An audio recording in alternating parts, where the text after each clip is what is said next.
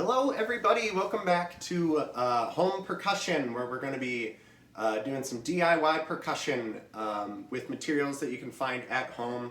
Kitchen, garage, basement. Those are the big spaces to go to where we're going to be finding a lot of the materials that we want to use when we're creating our own in-home drum sets. So I'm going to start, we were talking about tones going from low to high, or I'm sorry, pitches going from low to high. We're just going to start low and we're going to go way up high. It won't be exact, but they're going to be kind of in that realm. One thing you can think about in your basement or garage that you might find are like those large 15-gallon like plastic drums, and they're even called drums, so it works out perfectly. A lot of really talented percussionists that I've worked with, they have a whole system where they take two of them. They fit together nicely. They're just by design. You can screw them together and sand off the top. That's going to be kind of the professional do-it-yourself way of creating home percussion. We're not going to go quite that far, but we're going to take inspiration from that. And I've used those types of drums in a professional setting. They work very well. So we're gonna have that in mind.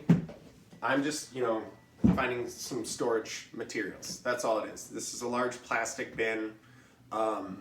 This is akin to what you might put your like holiday materials in when they're not in use, something like that. You want to consider the thickness of the material. We don't want to break anything. These are going to be a nice hard plastic. Something that maybe you'll get some dings in, like it might leave some paint if you're playing on it with something that has a painted top or head to it, but the material itself isn't going to take any damage. This is a nice thick plastic bin that's going to hold quite a few pounds of material, and it's going to create that nice deep sound. If we're using a soft head mallet too, we're going to get that low tone to really come out. Soft head mallet with a softer material, those are going to work together to create a really kind of low resonant sound. So beautiful. So that's way down in the basement, as they say. Now moving up, we're going to explore kind of the mid-range stuff. This is Tupperware. Kind of already covered it in the first video. The size of the Tupperware, as I've been mentioning, that's going to affect kind of the pitch and how much it's going to carry. So a really high up pitch is going to be kind of like that, like so. That's kind of a middle high. I've actually got another example here. This one is going to be a slightly bigger, and you can hear the pitch goes down immediately. So for looking at sizes, we've got increasing in size, we're lowering in pitch. So beautiful. And you can use that to create like the illusion of like a tuned percussion set. Moving on from that, I actually found this styrofoam.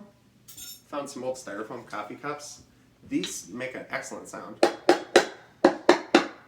This is something that you see even in there's that one song for Pitch Perfect where they do the thing with the cups. That's an example of using kind of non-normative percussion to make an entire song out of it. And this, you really do get kind of a warm tone, and it can be manipulated by doing different ways of playing it. You can mute it, and then if you want to get fancy, you can move it all up and down and all around.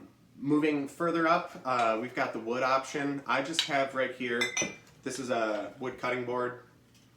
Smells of garlic. Just enhances the whole experience with the aromatherapy there. But yeah, that's going to be, we've got wood on wood. That's the exact sort of sound that you might anticipate hearing. It sits in the middle, but it's going to be a little bit more piercing. It's going to carry over the top of a lot of things. A lot of professional quality percussive instruments are going to be made out of wood. Claves in particular are designed to cut over things, and that's a wood instrument. That said, if it's getting a little bit loud, You might find some rubber-headed like spatulas and things like that. Some spatulas or plastic kind of kitchen tools. Those are going to work very well to mute out some of the sound if you're getting kind of a little too much, a little too loud, got to back it up. So that right there, you can hardly get much out of it with the rubber-headed option. Yeah, and moving forward, we're talking about sizes. Measuring cups are a perfect way to go to manipulate the different types of tones that you're going to get, or manipulate the pitches with the same tone. So we've got right here, you can hear it's the exact same, except the pitch goes up and down and up and down.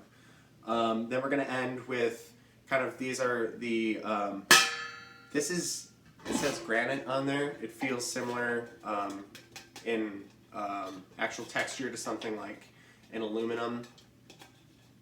So that's something to consider as well. They use a lot of paint rollers or paint trays. I've seen a lot of rock groups will use a paint tray to simulate a snare sound, and this is getting very close to that sort of sound. It gets kind of an industrial, almost aggressive sound. So something that you might want to limit depending what your preferences are, but if somebody's into a little bit more intense music, that might be a good way to reach that space. Finally, I think my last example that is kind of its whole own category is shakers. When I started practicing as a music therapist, I actually saw a little demo on how to make your own shakers and used a do-it-yourself shaker in my practice for the first couple of years actually, and it worked really well. There's no reason that you can't do that. The sound quality is just the same. So again, we want to think about material, and we also, in this case, want to consider the material going into it, or it's called the shot, I've heard it called. This is like performance quality shaker tone. This is just popcorn kernels. I've got it in a glass jar that you use for making hot sauce, which I'll get around to someday. Yeah, really pleasant tone, as you can hear. And I wanted to also provide a softer option. These are just going to be kind of cake decorations. You got sprinkles here.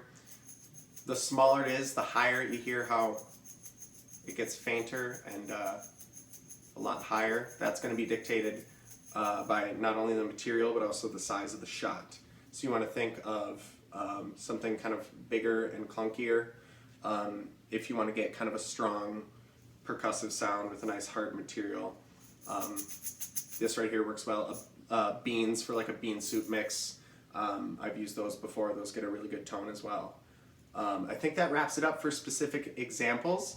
I'm going to see you again on the third and final video. We're going to do some examples of songs that you can do, and maybe you can sing along. I'm going to lead a couple tunes that we can go through together. All right, thanks.